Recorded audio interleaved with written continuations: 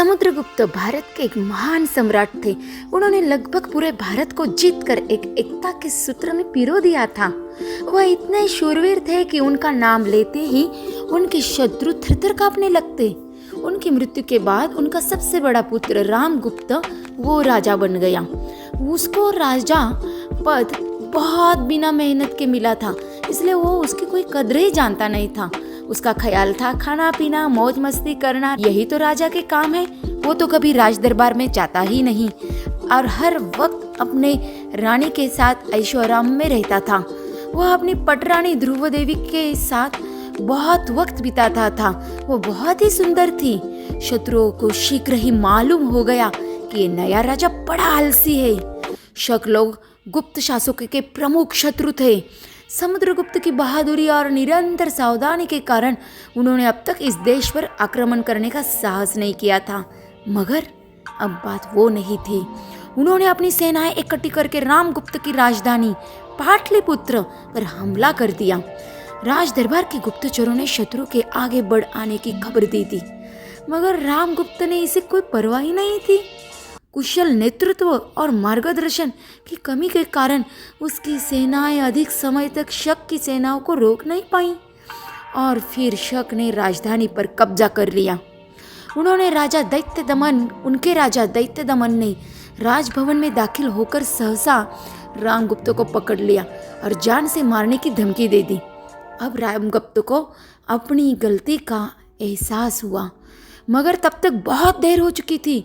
रामगुप्त ने डर के मारे कांपते हुए उसे पूछा, क्या चाहते हो तुम मुझसे? हाँ, तुम्हारा जीवन, दैत्य दमन ने तेज तर्रार उत्तर दे दिया। एक कायर की तरह रामगुप्त उसके पैर पर गिर गया और भीख मांगने लग गया। तभी दैत्य दमन की नज़र उसकी सुंदर पत्नी पर गई। वो बोला, ठीक है, चलो तो मुझे अपनी पत्नी ही दे दो। दैत्य दमन ने प्रस्ताव रखा। सुनकर रामगुप्त को बहुत गुस्सा आया, लेकिन फिर उसको अपनी खुद की मजबूरी का पता चला। सचमुच वो बहुत कायर था। ठीक है, कल मैं उससे आपके राजमहल में जाएगा।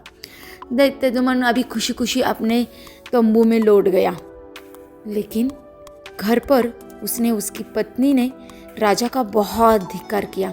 अरे कायर को भला कौन चाहता है? मगर राजा का छोटा भाई चंद्रगुप्त उतना ही बहादुर था जितना बड़ा भाई कायर था। इसलिए ने चंद्रगुप्त के वंश की रक्षा करने के लिए उसने सोचा और अपने भाभी के पास गया। भाभी माँ, आप चिंता न करिए, मैं आपकी जगह जाऊंगा। उसने अगले ही दिन भारतीय महारानी की तरह वस्त्र पहन लिए, अपना चेहरा मोटे मोटे घूंघट से छिपा लिया। उसने ध्रुव देवी के रूप में वहाँ के विजयी शक सम्राट दैत्य दमन के पास जाने की तैयारी कर ली। चंद्रगुप्त ने कुछ चुने हुए वीर सैनिकों ने भी स्त्रियों के कपड़े पहन लिए। अगली महारानी के साथ उसकी नौकरानियां बनके जाने के लिए तैयार हो गए। शक राजमहल में महारानी और उसकी नौकरानियों का भव्य स्वागत किया गया। केवल मुट्ठी भर सैनिकों के साथ इस तरह शत्रु के शिविर में प्रवेश करना मानो मौत के मुंह में जाने जैसा था। मगर चंद्रगुप्त, वो तो चंद्रगुप्त था, वो निडर था। राजमहल में प्रवेश करते ही चंद्रगुप्त और उसके साथियों ने स्त्रियों के कपड़े उतार फेंके और म्यान से तलवारें निकाल ली। फिर घमासान युद्ध छिड़ गया। चंद्रगुप्त ने अपनी तलवार से दैत्य दमन के सिर को अलग कर दिया और उसकी विजय हो गई।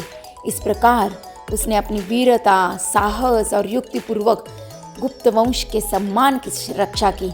रामगुप्त जैसा कायर व्यक्ति जीवन में शर्म से कई बार मरता है, लेकिन चंद्रगुप्त जैसा वीर पुरुष सारे संसार को अपने पैर पे झुकाता है। यही वीर पुरुष सम्राट चंद्रगुप्त द्वितीय के रूप में सुविख्यात हुआ और उसने शीघ्र ही अपने पराक्रम से विक्रमादित्य की उपाधि प्राप्त की।